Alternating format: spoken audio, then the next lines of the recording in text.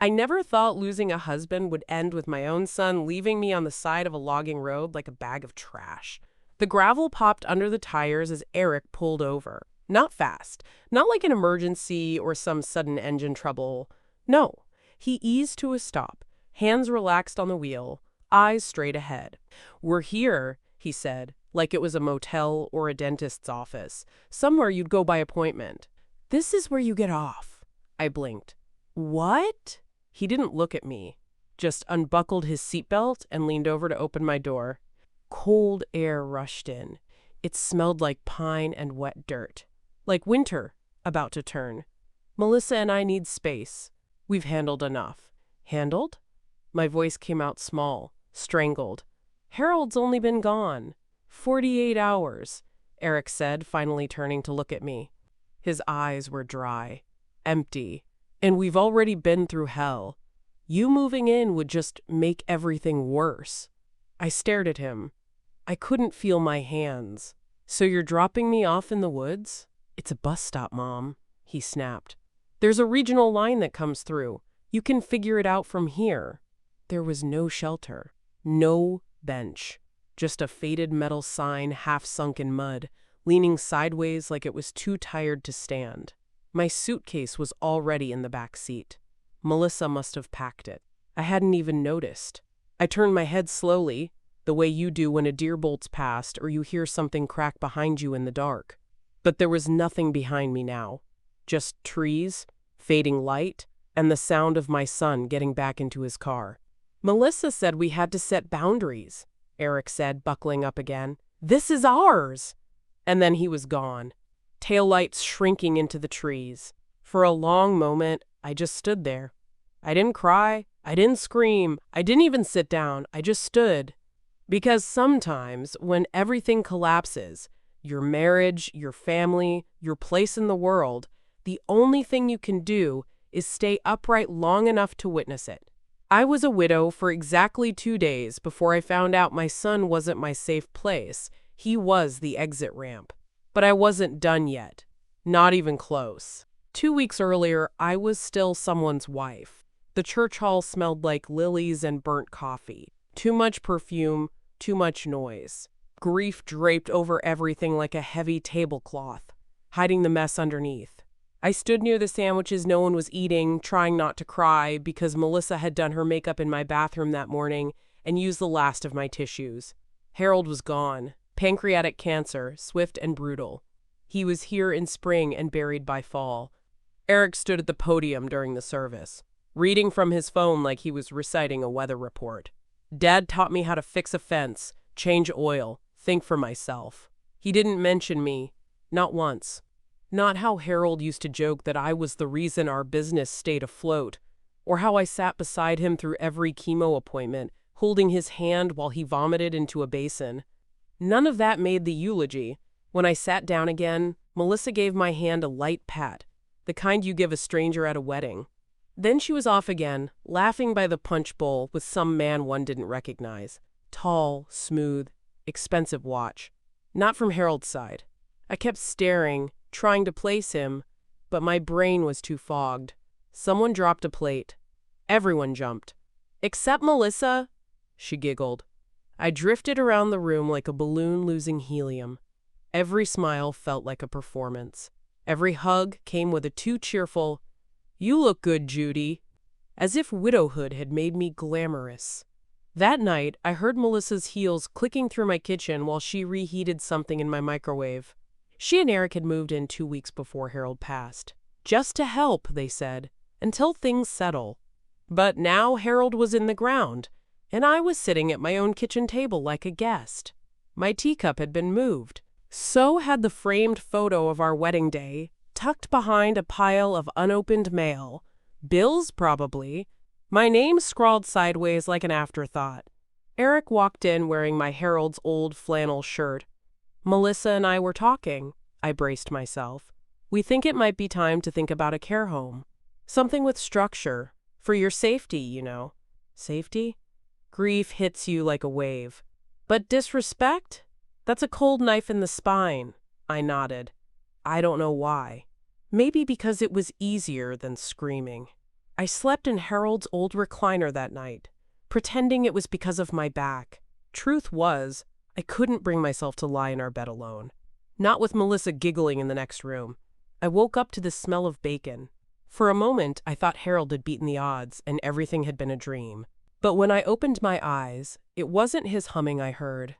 It was Melissa's voice, bright and fake, drifting in from my kitchen. She was laughing with Eric over something on her phone. I walked in barefoot. She'd used my mother's cast iron skillet, the one I'd told her not to touch, and left it sizzling and crusted on the stove like a burnt offering. Harold seasoned that skillet for 30 years. Melissa used it once and dumped it in the sink like a frying pan from Dollar Tree. "Oh, morning, Judy," she said. "Not Mom. Not even Judith. Judy." Like I was the neighbor who dropped by too often. We made extra eggs. They were using the good plates, the ones from my wedding china. I hadn't seen those dishes in years. I kept them packed safely in a cedar chest. Melissa must have dug them out. "Where did you?" I started. "Oh," she said, waving her hand like she was brushing off lint. "I gave most of that old stuff to Goodwill. There's no space for clutter anymore. These ones just looked fancy." I stared at her, too stunned to answer. Eric didn't look up from his phone. "Mom, we need to talk."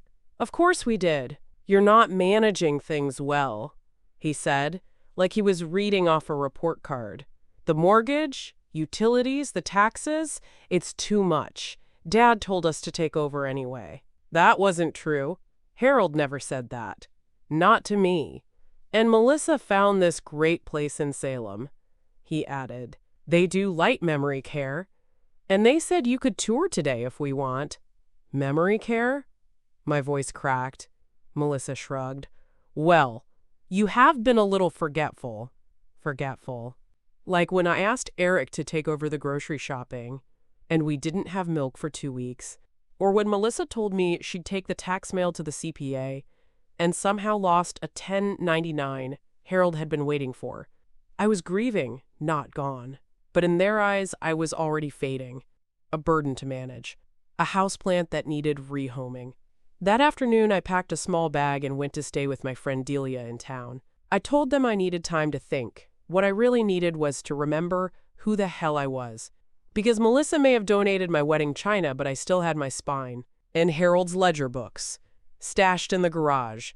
Buried under a tarp. They hadn't thought to touch those. Delia's guest room smelled like lavender and lemon furniture polish. I hadn't been in that room since Harold and I came over for her 60th. Back when things still made sense. Back when my name on a deed meant something, and my son wasn't trying to institutionalize me under the banner of love. Delia didn't ask questions. Just poured coffee into one of those chipped old mugs we both liked and said, "There's extra blankets in the closet. And if you want to talk, I'll be in the garden. If you don't, I'll still be in the garden." That kind of friend. I sat on the edge of the bed that night, hands folded in my lap, trying to remember who I'd been before Harold got sick. Before Eric moved back in. Before Melissa started calling me Judy like we were equals. And then it hit me. I wasn't just Harold's wife, I was his bookkeeper. 35 years of invoices, reconciliations, payroll runs, quarterly filings. I kept that construction business afloat while Harold hammered things into place. When he finally sold the company and we retired, I offered to organize our finances. He waved me off. "I've got it, babe," he said. "You did the books long enough. Time to rest." But a few years later, I noticed he got more private, started keeping a different file cabinet, password-protected laptop. I thought maybe he was trying to surprise me with a vacation. I never pushed. Then, one night 2 winters ago, after the heat had gone out and we were both wrapped in blankets, he turned to me and said, "I set something aside, just in case." "What do you mean?" I'd asked. But he shook his head. "Rainy day stuff. You don't need to worry about it. Just remember the word, sunrise. That's the only thing you'll need." Sunrise. That word came back to me now like a ghost knocking on the door.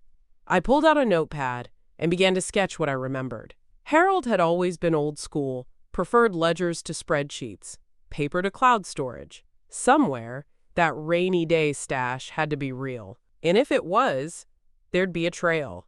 Because Harold couldn't help leaving trails. The man wrote down what time we defrosted the freezer. And he trusted me, even when he didn't explain things.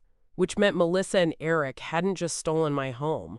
They were standing on land they didn't understand. That house might still be legally mine. That money might still exist. I didn't need to yell. I didn't need to beg. I just needed to follow the numbers. The next morning, I called Lara Stein, Harold's old probate attorney. Smart woman. Sharp voice, sharper suits. She'd done our will updates twice in the last 10 years. I always liked her. She treated me like I had a brain, even when Harold was still the one signing the checks. "Judith," she said when she picked up, "I was just thinking about you." Something in her voice wasn't quite right. Too polite. "I need to come in," I said. "It's about Harold's estate." There was a pause. "Didn't you already send someone in for that?" I sat up straighter. "What do you mean? You came in last week. Or someone claiming to be you. We didn't release anything because the ID looked off. And then your son called and said there was no need to proceed, that everything was settled." Settled? I felt the heat rush to my face. My heartbeat kicked up. "I never came in," I said, "and I sure as hell never told Eric to handle anything." Lara swore under her breath. "Judith, you'd better get here. Today. We need to talk in person." An hour later, I was sitting across from her in a glass-walled office, holding a cup of stale coffee and trying not to shake. Lara dropped a manila folder on the table. "This is Harold's file. Your name was on every draft of his will until the final version, the one he filed 6 months before he passed. And that version is missing." She looked me square in the eye. "Completely gone. And here's the thing. Harold always made 2 copies. One for the office, one for the client." My mouth went dry. "I never got mine." "That's what I thought," she said. "Someone came in asking about the old version, said you'd decided not to proceed with the updated will. And then your son called and confirmed it." "He confirmed a lie," I whispered. Lara sat back, crossing her arms. "I've known Harold for 20 years. He always made sure you were protected. This?" She tapped the file. "This stinks of fraud." I looked at her, and for the first time in weeks, I didn't feel entirely alone. "What do we do?" She smiled, but there was no humor in it. "We find that missing will. We prove Harold didn't suddenly forget who you were after 43 years of marriage. And if we can't," Lara leaned forward, "then we burn their story down and build a better one." I didn't sleep that night.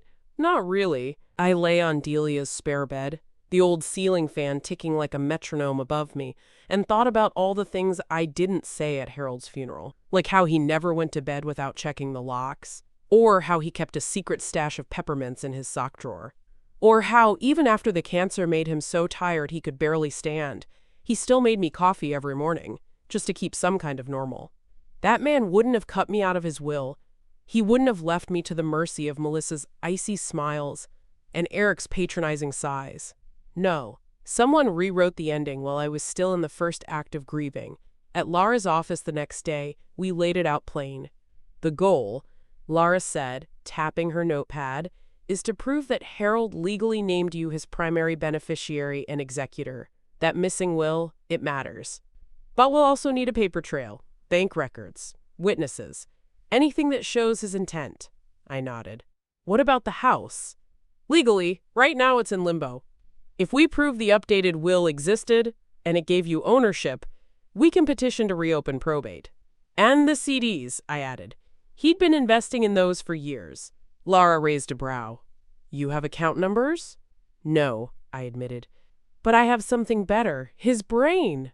She blinked. "I know how Harold thought," I said. "He was a creature of habit. If he hid something, he left clues. I just have to think like him." Lara looked at me for a long moment, then gave a slow, approving nod. "Good. Because you're going to need every ounce of that brain If we're going to prove what Eric's done qualifies as financial abuse, the phrase hit me hard. Financial abuse. That's what this was. It wasn't just betrayal. It was illegal. Eric and Melissa hadn't just hurt me. They'd stolen from me. From Harold. From every promise we'd built over 4 decades. And they did it quietly. Like termites. No screaming matches. No ultimatums. Just a slow, calculated removal of my power. Until I was standing on the side of a gravel road, suitcase in hand, wondering what the hell just happened. But now I had a purpose. I would prove Harold's intent, reclaim my name, reclaim the house. And if I found those CDs, even better. Because I wasn't just fighting to survive anymore. I was fighting to win. It started with a photo frame. I was back at the house. Not inside, not yet. I didn't have a key anymore. But Delia drove me by while Melissa and Eric were out. The side garage door still had the old code. Harold never trusted smart locks. All it takes is one hacker and suddenly your refrigerator's talking to the IRS, he'd say. I slipped inside like a burglar in my own life. The garage was exactly how we'd left it, mostly. A few of Harold's tools were missing, probably pawned or dumped. The file cabinet was there, locked. I knelt beside it, feeling the cold concrete through my knees. Then I saw it, on the dusty shelf above the cabinet, a photo from our 30th wedding anniversary. The two of us in Vancouver, wind in our hair, holding frozen coffee drinks and grinning like fools. I picked it up, wiping the dust with my sleeve. And there it was, taped to the back, a key, tiny, brass. And under it, Harold's handwriting in block letters. Sunrise box, same combo. My heart stuttered. Sunrise. The word he told me to remember. He hadn't meant it as a metaphor. It was a reference, a breadcrumb, the kind Harold would leave only for me. I sat there, holding that frame, and remembered the day in 2008 when we walked out of Valley Federal Credit Union after closing his last construction deal. He'd insisted on opening a new safety deposit box. Just for the personal stuff, he said. I hadn't thought about it in years, but now I could see it.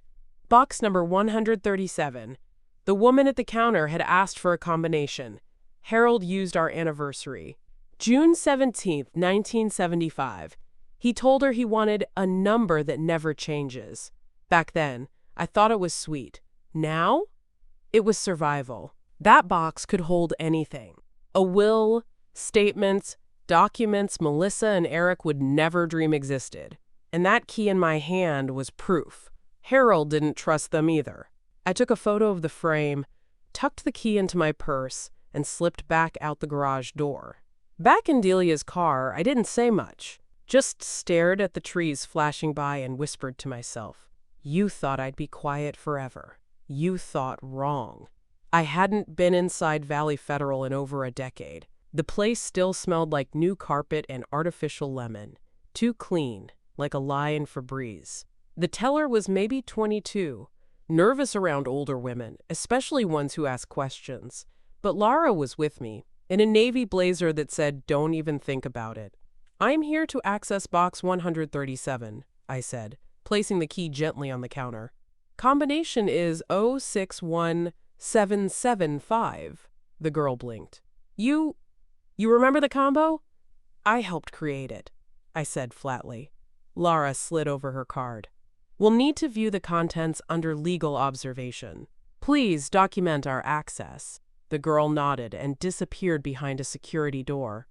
I stood there with my hands clenched. Because this was it. Either Harold left something, or I'd been building castles in fog. 5 minutes later, we were seated in a sterile viewing room. The girl returned, carrying the long gray box like it contained nuclear codes. My heart pounded so loud I could hear it in my throat. Lara opened it slowly, eyes scanning like a surgeon before a cut. Inside, a leather-bound ledger, a small USB drive, and one thick envelope marked, "Will. Final. March 14th, 23. Notarized." Lara let out a breath that sounded like it had been waiting years to be exhaled. I I reached for the envelope with both hands. My fingers shook. She placed a steadying palm on mine. "Let me verify it," she said softly. We opened it together. The notary stamp was real. The witnesses were Harold's business partner and the receptionist from Lara's own office. No Eric. No Melissa. The will was dated 6 months before Harold died, long after his diagnosis, but also after his neurologist had cleared him for cognitive capacity. Lara confirmed the note herself. "Harold left me everything. The house, the bank accounts, the CDs. He even wrote in a paragraph, in his own careful print, saying, 'Eric and Melissa are not to assume control of any estate assets. My wife is competent and capable.'" Lara looked at me, and for once, the steel in her melted. "We've got them, Judith." I just sat there, hands in my lap, staring at the proof that Harold had never stopped protecting me, even from beyond the grave. I wasn't just someone's forgotten mother now. I was the executor. I was the legal power in the room. And for the first time in weeks, I felt it in my bones.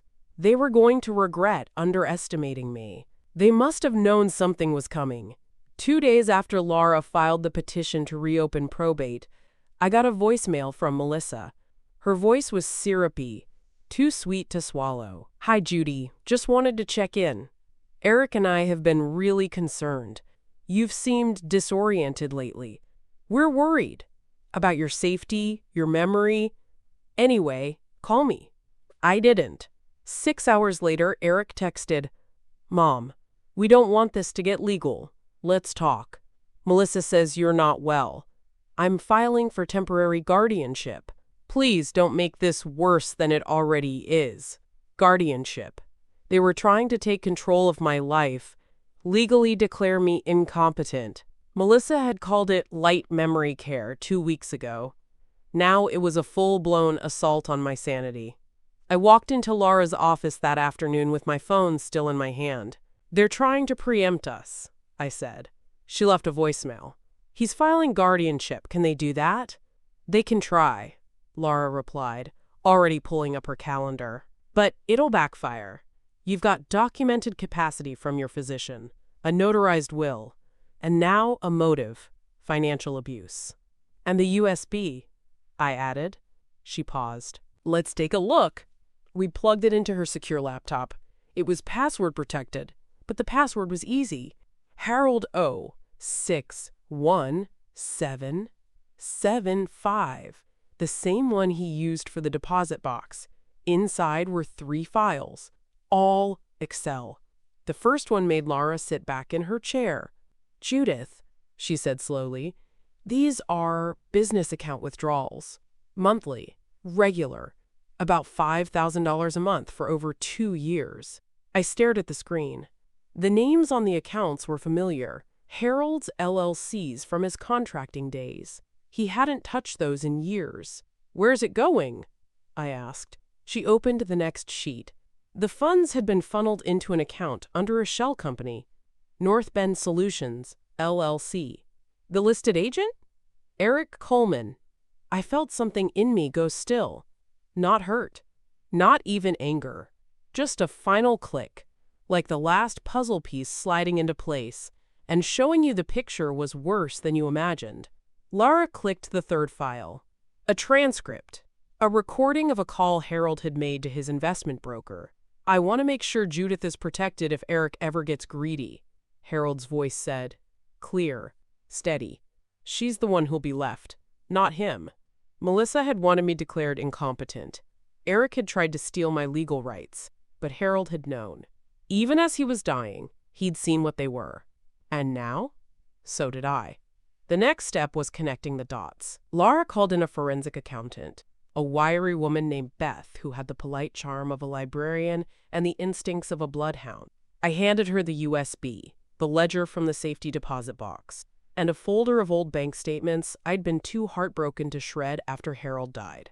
Within 48 hours, she found the leak. "North Bend Solutions," Beth said, flipping pages across Lara's desk. "Was created 3 years ago, using Harold's old contractor license as the parent registration. But the routing numbers trace back to a personal checking account. Not Harold's. Eric's. She looked up at me. Your son's been siphoning funds under a company name your husband didn't even know he still owned. Lara frowned. What's he using it for? Beth tapped the next document. Mortgage payments for a lakefront Airbnb in Hood River? Property isn't under Eric's name, though. It's Melissa's. Lara swore. I just stared. You're telling me, I said slowly, that the money Harold earned, the money he tucked away for us, was used to pay for Melissa's vacation rental? Beth nodded. And it gets better. She handed me a printed image from a vacation rental website. Sunset Nest, luxury lakefront escape host, Melissa Coleman. Weekly rate, $4,300. Tagline, fund your memories, not your stress. I actually laughed, a short, bitter thing that came out more like a cough. They used my dead husband's money to build a business, and then used that business to fund trips they told me they couldn't afford to bring me on. Lara leaned back. We've got enough now to move forward with both probate reopening and a fraud investigation. I looked down at the receipts, the screenshots, the printed spreadsheets, all the proof Harold had been right to worry. But what broke me most was the paper trail through my own checking account. Every time I'd Venmoed Melissa for house groceries or helped cover a plumbing emergency, it was listed here, repackaged and submitted as evidence in Eric's hardship application to the bank. My love had been weaponized. Melissa had even attached my handwritten birthday check, the one I'd written with a heart next to my name, to prove I was a dependent. See, Lara said, voice flat. They weren't trying to manage your grief. They were monetizing it. I felt quiet fury settle over me. Not a storm, not a scream, something heavier, permanent. You know what I want now? I said. Lara looked up. I want this in a courtroom. I want them in suits. And I want their lies lined up like bowling pins. Lara called me at 7:03 the next morning. She didn't say good morning, just, Judith? I traced the Airbnb mortgage. We've got them by the throat. By noon, we were parked outside a sleek stone and glass bungalow with a view of Hood River so clean it looked airbrushed. The driveway was empty. Melissa's Sunset Nest. Lara had printed the property records. Melissa wasn't just managing the Airbnb, she owned it. Her name was on the deed. The LLC listed her as managing partner. And every monthly payment tied back to a debit from North Bend Solutions, the same shell company Harold's business funds were drained into. She's been laundering it, Lara said, flipping pages in the passenger seat, turning corporate theft into rental income. I stared at the house. I'd seen it once before in a photo on Melissa's Facebook, the one where she captioned it, manifesting peace, one weekend at a time, sparkling heart. At the time, I thought it was a friend's property, something borrowed for photos. I didn't know Harold's retirement was paying for it. And he didn't either. That hit the hardest. Judith, Lara said gently, this gives us leverage. I shook my head. This gives me fire. When we got back, Beth handed us a supplemental file, Melissa's business tax filings. She'd never claimed income from the Airbnb. No rental income reported. No 1099s, nothing. She was skimming cash and claiming hardship in the same breath. She's either incredibly arrogant or incredibly stupid, Beth muttered. Both, I said. We laid it all out on Lara's office table. The deed, the mortgage, the deposit schedule, the unreported earnings. That's when Lara smiled. We subpoena this, she said. And suddenly, your daughter-in-law's not just a liar. She's in IRS territory. The silence after that felt holy. That house, the one they said I couldn't manage anymore, the home they said was too much for me. They stole its value to build their fake empire. But they didn't just miscalculate the numbers, they miscalculated me. They thought I was soft, tired, easy to move around like furniture. They forgot who I was before grief made me quiet. A wife, a bookkeeper, a woman who once saved a business from foreclosure with one spreadsheet and a 6 a.m. phone call. I wasn't going to bury this with Harold. They wanted probate court? Good. I wanted a witness stand. Back at Delia's, I closed the door to the guest room and sat cross-legged on the floor with Harold's ledger in my lap. The room was quiet, except for the occasional creak of the old baseboards and the soft murmur of Delia singing to her cat down the hall. In my lap was Harold's life in black ink. Receipts, invoices, handwritten interest tables from back when he still thought CDs were the smartest thing a man could buy. His penmanship never changed, always steady, even in his last year. I flipped through the pages slowly, careful not to smear the margins where he'd written notes to himself. Split these if Judith outlives me. Reinvest after June 2023. Double-check maturity dates. He'd written that one 4 months before he died. I closed the book and rested my hand on the cover, like it was a piece of him. Eric and Melissa didn't just rob me, they erased Harold. They tore up his decisions, rewrote his intent, forged his signature on a version of reality that served their greed, and I let it happen for a while. I nodded politely, accepted their help, swallowed every insult as grief fogged over my instincts. But that fog was gone now, and the view from here was cold and clear. I stared at the small nightstand drawer where I'd tucked the USB drive, the key, and the printed will. Every piece of evidence was stacked in that drawer like weapons.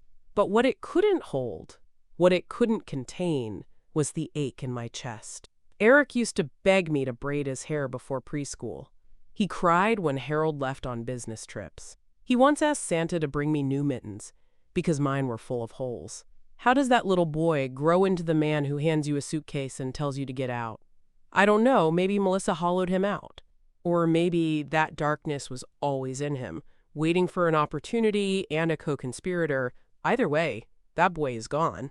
So I folded the ledger closed, kissed the top of the cover, and whispered goodbye.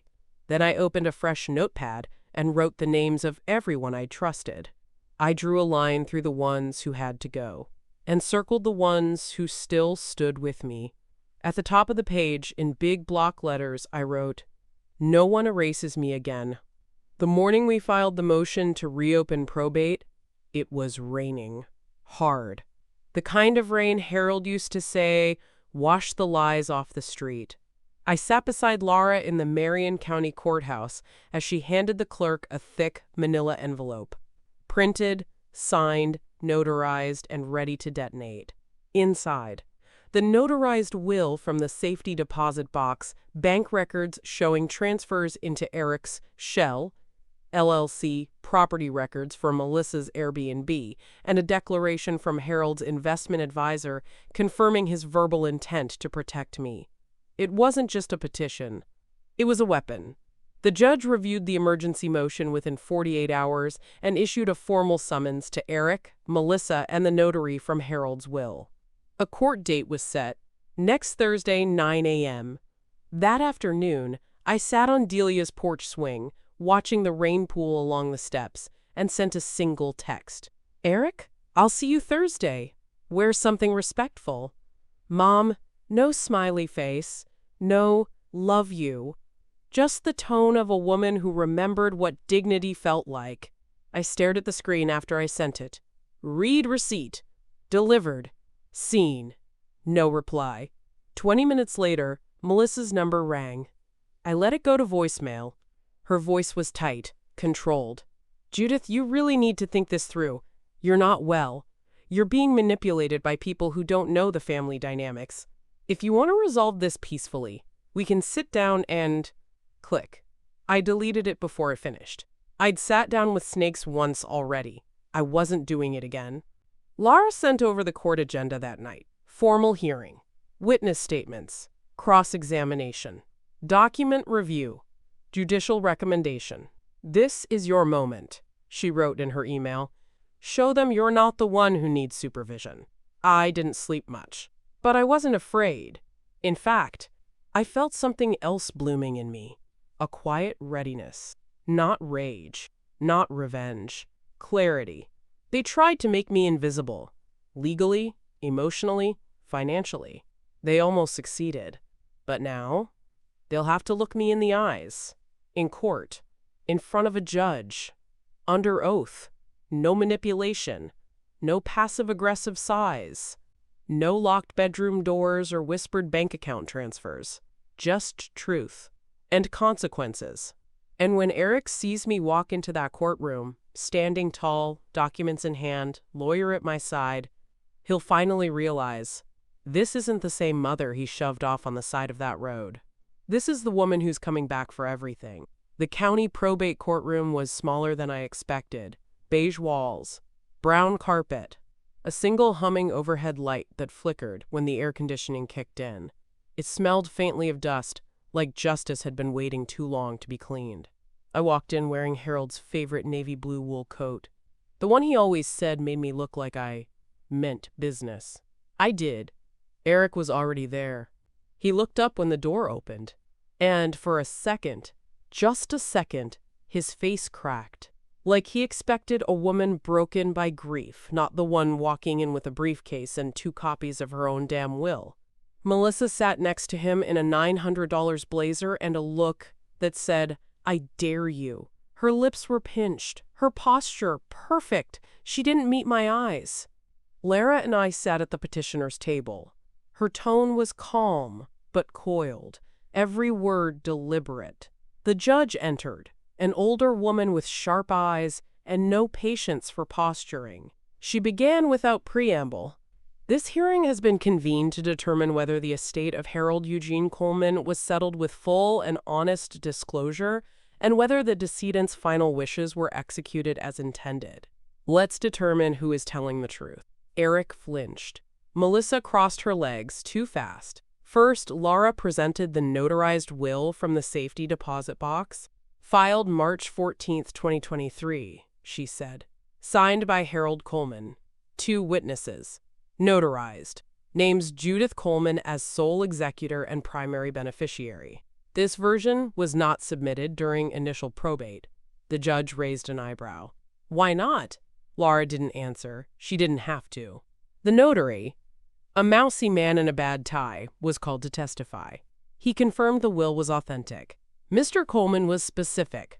He said, quote, "If anything happens to this version, something's gone very wrong." I watched Eric squirm. Melissa looked like she was trying to blink herself into a different timeline. Then came the USB. Laura handed over the decrypted files. Bank transfers, voice transcript, company records. The judge skimmed them, her mouth tightening by the page. Melissa's foot started tapping under the table. Finally, Eric spoke. "My father was confused," he said. "He was ill. I mean, mentally. Toward the end." The will was dated 3 months after a cognitive assessment. Laura cut in. Confirmed by his neurologist. No signs of decline. The judge nodded once. Then she looked at me. "Mrs. Coleman, you've remained silent until now. Do you have anything to say?" I stood. Smoothed Harold's coat. "Yes," I said. "I loved my husband for 43 years. I buried him 2 weeks before my son tried to bury me. And then I sat back down." Laura opened the next folder with the precision of someone slicing through a jugular. "Your Honor," she said, "we're submitting supplemental exhibits. Documents detailing the movement of estate funds through a shell corporation, North Bend Solutions, LLC, controlled by Eric Coleman." Eric didn't even try to look surprised. Melissa shifted in her seat. Her mouth opened, then closed again. For once, she seemed out of script. Lara continued. Over the course of 27 months, Mr. Coleman transferred $124,000 from Harold Coleman's dormant business accounts into North Bend Solutions. These funds were then redirected to cover the mortgage on a lakefront property in Hood River. She turned a page and slid a photo across the bench. Owned by Mrs. Melissa Coleman. The judge raised one eyebrow. "Is this correct?" Melissa didn't answer. Eric cleared his throat. "That wasn't estate money. It was reimbursement for care expenses." "For my mother. We supported her full time." Laura cut in. "We've included screenshots of Mrs. Judith Coleman's own bank records. You'll see repeated payments from her to Mr. Coleman during this same time frame." The judge flipped the page. Her eyes narrowed. "Interesting," she said. "So the dependent was financially supporting the caregiver?" Eric's jaw worked like he was chewing glass. Melissa snapped. You don't understand our family dynamic. Judith's memory has already been evaluated, Lara said sharply. Twice. She passed both, with no impairment. Melissa tried again. She was emotionally unstable after Harold died. We were trying to protect her. The judge leaned forward. Is that why you impersonated her at Attorney Stein's office? Melissa froze. You had her ID, didn't you? You claimed she wanted to withdraw from probate proceedings. Silence. Lara placed one last document on the table, a signed witness statement from the legal assistant at Lara's firm, who had refused to release documents to the imposter Judith. She wore a scarf and sunglasses, the witness wrote, and kept asking to speak to Mr. Stein, who hadn't worked at the firm in 10 years. The judge turned to Eric. Mr. Coleman, based on this evidence, the court has reason to believe you committed intentional fraud, estate misappropriation, and elder exploitation. That's when Melissa lost it. She slapped her purse down and stood up. This is a witch hunt, she snapped. You're taking the word of a senile woman and a half-dead lawyer over. Mrs. Coleman, the judge said coolly, sit down, or I will hold you in contempt. Melissa sat fast. Lara waited. Calm. Precise. And then she delivered the final blow. We've also filed an IRS complaint regarding unreported income from Mrs. Coleman's Airbnb operation, funded directly by misallocated estate funds. The judge didn't smile, but I did. The judge sat still for a long time. No typing, no notes, just silence and the soft buzz of the ceiling lights. Eric stared at the table like he could will it to swallow him whole. Melissa had gone completely still. No more foot tapping, no eye contact, just frozen rage and a $900 blazer. Then the judge finally leaned forward, folded her hands, and spoke. Mr. Coleman, this court finds sufficient cause to proceed with fraud allegations related to estate interference and financial exploitation of a vulnerable adult. Your role as co-executor is hereby revoked, effective immediately. Eric's face didn't change. Not right away. But Melissa muttered, You've got to be kidding me. The judge turned to her. Mrs. Coleman, based on the evidence of income concealment and perjury, you will be referred to the State Tax Fraud Division. Additionally, the court is issuing a formal request for an IRS audit into your business and personal filings for the last 3 years. Melissa gasped like someone had hit her. Lara didn't flinch. She just kept her eyes on the judge. Mrs. Judith Coleman, the judge continued, turning toward me, the court recognizes your legal standing as the rightful executor and primary beneficiary of Harold Coleman's estate, per the notarized will dated March 14, 2023. All previous estate decisions made without your consent will be reviewed and, if necessary, reversed. My hands were folded neatly on the table. I didn't move, but inside, I felt every weight lifting, one by one. Then the judge added, This ruling will be published in the county register. If any further attempts are made to interfere with your rights or assets, I suggest you notify your counsel immediately. Eric finally spoke. This is all her fault, he said softly. If she hadn't, the judge cut him off.